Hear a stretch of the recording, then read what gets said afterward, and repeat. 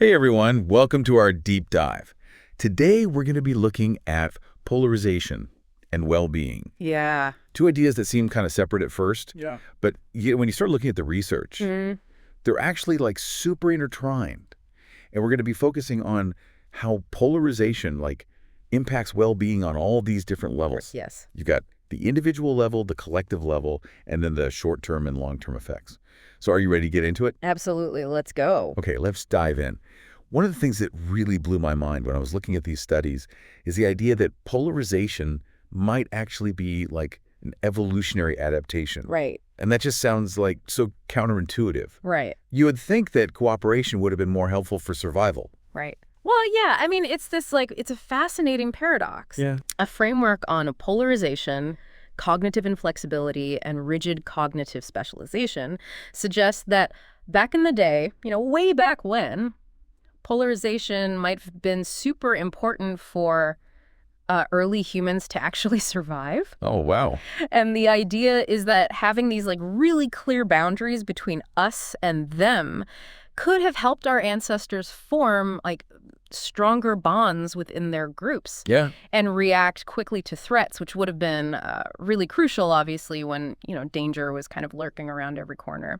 So it's kind of like, I don't know if you think about sports fans, Yeah. you're not exactly thinking rationally when you're cheering on your favorite team. No. You just get caught up in the excitement of belonging to that group, and you want them to win no matter what. It's like that tribal instinct. Yeah, exactly. Yeah. And there are actually studies from evolutionary psychology. Like Peterson, 2015, Evolutionary Political Psychology on the Origin, and Fowlery Schreiber, 2008, Biology, Politics, and the Emerging Science of Hum. And they kind of highlight how, our brains may be predisposed to these kinds of social behaviors. Interesting. So our brains are literally wired for this us versus them mentality. Yeah, in a way. Yeah, but here's the thing. The studies also point out that this ancient survival mechanism might actually be backfiring in modern society. Right. So instead of helping us survive, saber-toothed tigers, it might be keeping us from cooperating on the big challenges. Yeah. Climate change or finding common ground on complex social issues. Yeah. And that can definitely impact well-being, especially on a large scale. For sure. For sure. Okay, so we've kind of established that polarization is this deeply ingrained human thing. Right. But it's not just this one big blob. Right. And the studies point out that there are different types of polarization. Right. Absolutely. Absolutely. Jost et 2022, Cognitive Motivational Mechanisms of Political Polarization in Social Communicative Contexts, breaks down polarization into three main types. So you've got your classic disagreement on issues, which they call issue ideological polarization. And then you've got partisan alignment, where people just blindly follow their chosen political group. Okay. And it's often based on a single dividing line, just one thing that they focus on. And that's the type that Benson 2023 Democracy and the Epistemic Problems of Political argues is super damaging for democracy. Oh, wow. Okay, and why is that? Well, because that type of polarization where it's just this black and white us versus them makes actual discussion, nuanced discussion and compromise almost impossible. Got it. Okay. And then the third type is affective polarization, which is basically just straight up animosity towards people who hold different political views. It's I hate them because they're on the other side, regardless of what the actual issues are. It's not even about the issues anymore. It's just about the group. It's just about the group. Exactly. Wow. And it's not hard to see how that kind of thinking, that really toxic thinking, can impact well-being. Right. Both for individuals and for society as a whole. I mean, have you ever spent time on social media and just doom scrolling through a heated political debate? Oh, yeah. It's you just come away from it feeling drained and anxious. Yeah, it's this constant low-grade stressor kind of chipping away at our sense of well-being. Yeah, I feel that. But it's not just about feelings. This kind of polarization, it can seep into our real-world interactions, too. Yes. It's not just online. Yeah, totally. You see it all the time, people getting into arguments with family and friends over politics, Mm-hmm. like cutting off relationships because of differing viewpoints. It's almost like we've forgotten how to disagree constructively. Yeah, and that lack of civil discourse, that inability to kind of see the humanity in those who hold different views is really like at the heart of the problem. Because when we dehumanize the other side, we lose the ability to empathize, to understand, and ultimately to like find solutions that work for everybody. Absolutely. It's like we're stuck in this like negative feedback loop where polarization just breeds more polarization. Yeah, exactly. And that's where things start to get really interesting and also concerning. Okay, I'm intrigued. Because the research suggests that a lot of this polarization is actually fueled by our own like cognitive biases, those little mental shortcuts our brains take that can sometimes lead us astray. Oh yeah, you mean like confirmation bias. That's a classic one. Rost et al. And Bryanov, Izarasheva, 2021, Determinants of Individuals' Belief in Fake News, both highlight how we tend to seek out information that confirms what we already believe, Right. even if it's not accurate. Okay. And this bias is like amplified big time in the age of social media and personalized algorithms. So it's like we're all living in our own little echo chambers. Yeah. We only hear what we want to hear, which just further reinforces our existing biases. Yeah. And it makes it like so much harder to even see things from other perspectives. Right, and that can lead to us feeling more and more isolated and disconnected from those who hold different views. It's a recipe for like division and distrust. Absolutely. Okay, so confirmation bias is one culprit. What are some of the other like cognitive biases that contribute to this whole polarization problem? Well, Signet et al., 2024, Diving into the Divide, a systematic review of COG points to selective exposure, Okay. which is basically confirmation bias's partner in crime. Okay. It's this idea of actively choosing to consume media and surround ourselves with people who reinforce our existing worldviews. Oh, so it's not just that we're like seeking out confirming information, Right. but we're also like actively avoiding anything that challenges our beliefs. Exactly. It's like building a fortress around our beliefs. Right. You know, shutting out anything that might shake the foundation. Yeah, but wouldn't that, in a way, like make us feel better in the short term? I mean, you're less likely to be stressed or anxious if you're not constantly like confronting opposing viewpoints, right? Yeah, I mean, that's an interesting point. It might create like a temporary sense of comfort or certainty. Yeah. But in the long run, it can actually be quite detrimental to our well-being, both like individually and collectively. How so? Well, for one, it can lead to a skewed perception of reality. Like, if we're only exposed to information that confirms our biases, we might start to believe that our view is like the only valid one. Yeah. Which can make us less tolerant and more judgmental of others. Right. And that can definitely impact our relationships, create like social friction. Exactly. And then there's motivated reasoning, which, Westphal, polarization is epistemically innocuous and Jost et al. Discuss. This one's particularly tricky because it involves our brains, like actively manipulating information to fit our pre-existing beliefs, even if it means like bending the truth or ignoring evidence. Oh, wow. So it's not just about seeking out confirming information. It's about actively like twisting the facts to fit our narrative. Yeah. That sounds like exhausting. It can be. And it can also lead us down some pretty dangerous paths, you know, making us more susceptible to misinformation, conspiracy theories, propaganda. So it's like our brains are literally working against us, you know, to protect our egos and maintain a sense of consistency in our beliefs, even if it comes at the expense of like accuracy and understanding. Right. And I imagine that can have a pretty significant impact on our well-being, Yeah. both in the short term and the long term. Absolutely. The constant like mental gymnastics involved in motivated reasoning can be quite draining. Yeah. And over time, it can really erode our trust in others, in institutions, and even in ourselves. Okay, so we've got this like perfect storm of cognitive biases Yeah. fueling polarization and impacting our well-being on like multiple levels. Right. But how does this actually play out in the real world? Like, what are the tangible consequences of all this polarized thinking? That's where things get really interesting. We need to look at how this affects everything, from our online interactions to the very fabric of our democracies. Okay, well, let's dive into that then. Welcome back to our deep dive into polarization and well-being. It feels like we've uncovered this like whole web of interconnected issues here, right? Like we've talked about how polarization is this deeply ingrained human tendency. Right. And how different types of polarization are like impacting society, and how these cognitive biases are just fueling the fire.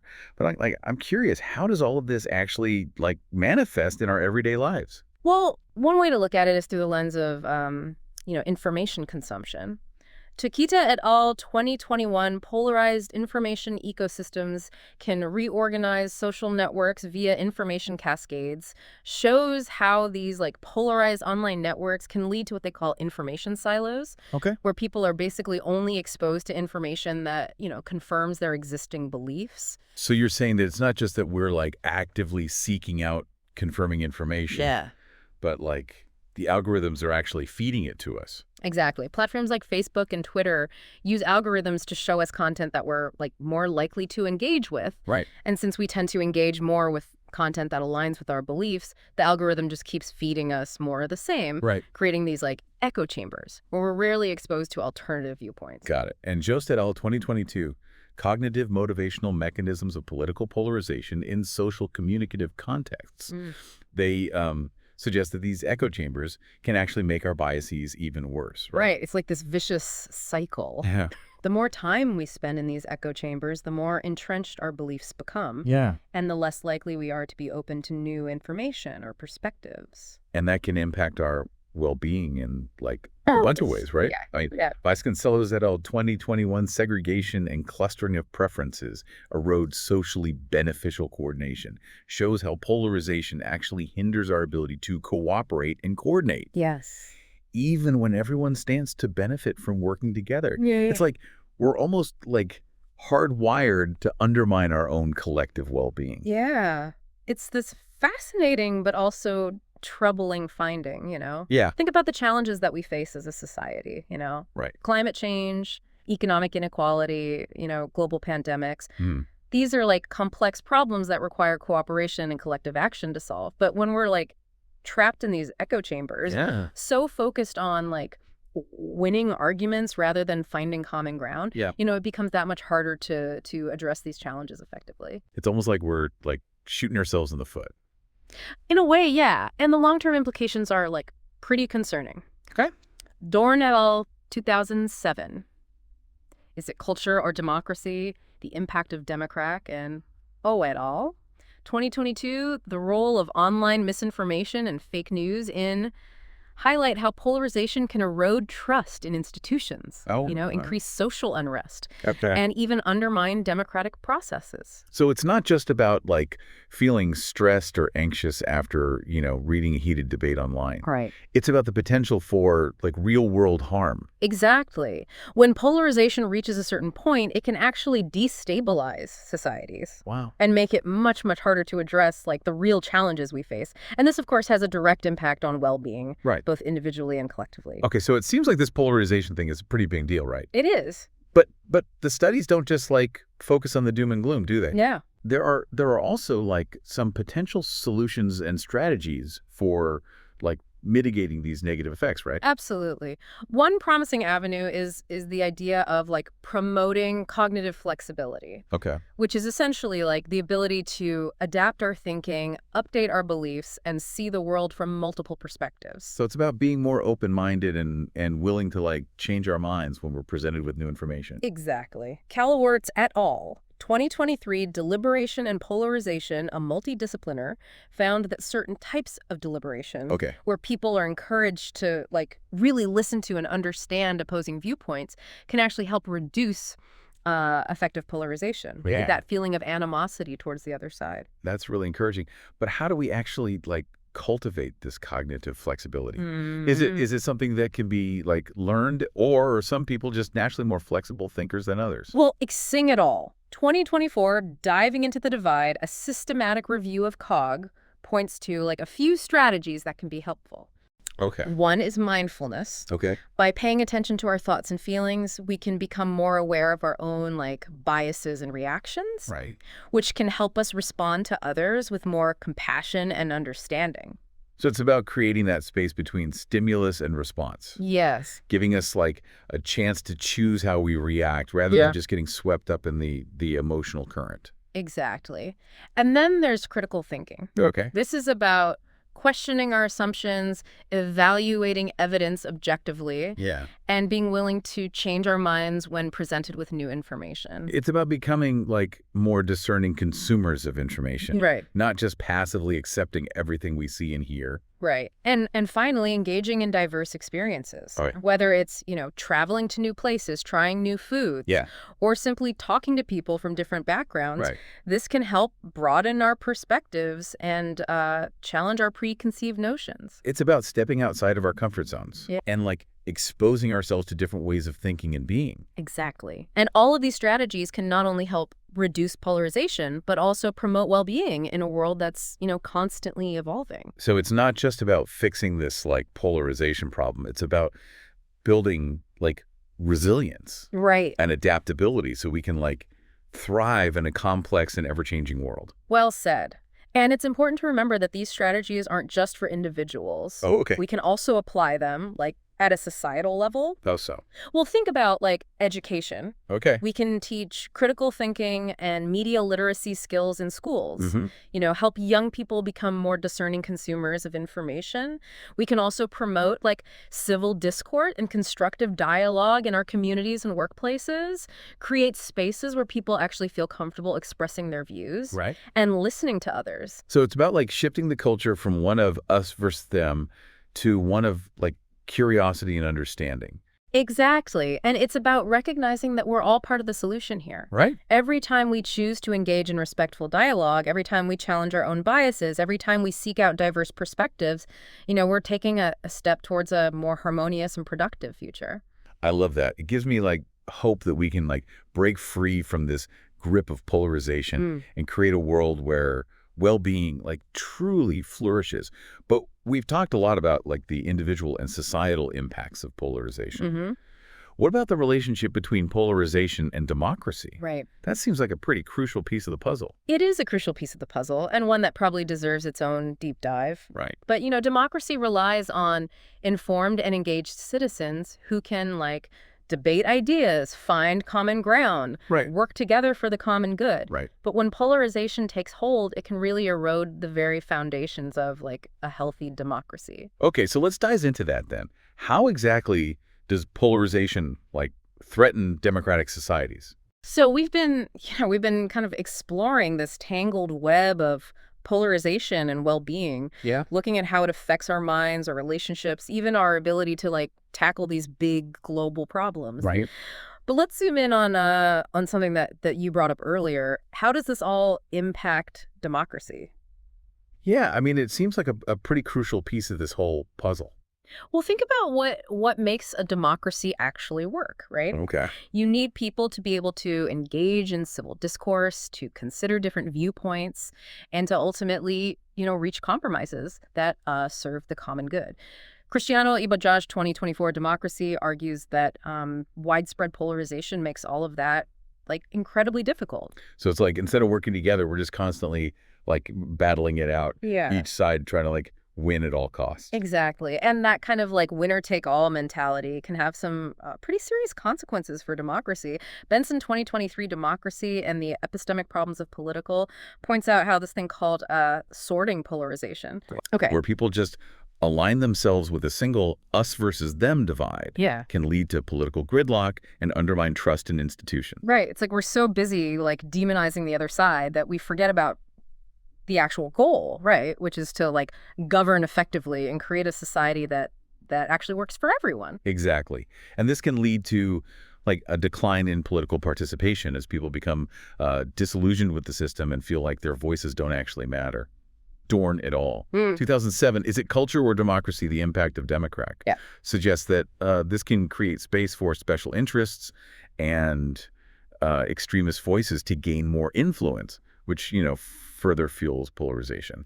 Right. So it's like this vicious cycle where polarization weakens democracy. Yeah. Which in turn creates the conditions for even more polarization to flourish. Exactly. It's a pretty sobering thought, isn't it? Yeah. And it's something that we're seeing play out in democracies, all around the world. We see increased political instability, the rise of populism. A growing distrust of traditional institutions. Okay, so things are looking, maybe a little bleak right now. Yeah. But the studies don't just leave us hanging with a sense of like impending doom, right? Yeah. There are some potential solutions, or at least strategies, for like addressing polarization in a way that actually strengthens democratic societies. Right. Well, I think first and foremost, we need to like acknowledge the problem Yeah. and be willing to have these like open and honest conversations about it. Okay. We can't just sweep polarization under the rug or, pretend it's not a serious threat. Right. It's like going to the doctor, Yeah. If you ignore the symptoms, the problem's just going to get worse. Exactly. We need to be willing to talk about how polarization is affecting our communities, our political systems, our well-being. Mm-hmm. And these conversations need to happen at all levels of society. So not just like among politicians and policymakers, but also like within families, among friends, like in our everyday interactions. Yeah. Absolutely. It's about fostering this culture of empathy and understanding. Okay. Where we value listening as much as speaking, and where we're willing to challenge our own assumptions. Which, easier said than done. Right. It's hard to listen to someone that you disagree with. It is. It's hard work. Especially when emotions are running high. Yeah. But calawarts et al. 2023 Deliberation and Polarization, a Multidiscipliner, provides some evidence that certain types of like structured deliberation can help. Sure. It's not about simply ignoring our differences or pretending that everything's fine. It's about creating spaces where we can engage in these respectful, constructive conversations, with those we disagree with, focusing on like shared goals and understanding each other's perspectives. And these conversations like can actually help reduce that effective polarization. Yeah. That gut level animosity towards the other side. Yeah, that's what the research suggests. And then there are also like systemic changes that we can make, a scoping review on the use of natural language processing, and Pennycookie ran 2021, The Psychology of Fake News, talk about the role of algorithms in promoting polarization and spreading misinformation. So addressing this could involve, promoting media literacy, supporting independent journalism, and holding social media platforms accountable for their role in amplifying division. So it's about creating like a more balanced and informative media landscape. Right. Where people are exposed to like a wider range of viewpoints and are better equipped to critically evaluate the information that they're consuming. Exactly. And then we also need to think about reforming our political systems, to make them more representative and responsive to the needs of all citizens, Right. Not just those in the majority or those with the loudest voices. So this could involve things like, campaign finance reform, ranked choice voting, proportional representation. Right. It's about creating a system where everyone feels like their voice matters. Yeah. And where there's like an incentive to cooperate and find common ground. Right. And it's a reminder that democracy is a work in progress. Yeah. It's an ongoing experiment that requires constant vigilance and adaptation. And you know what? That gives me a sense of hope. Yeah. Because it means that we have the power to shape the future of our democracies. We're not just like passive bystanders. Yeah.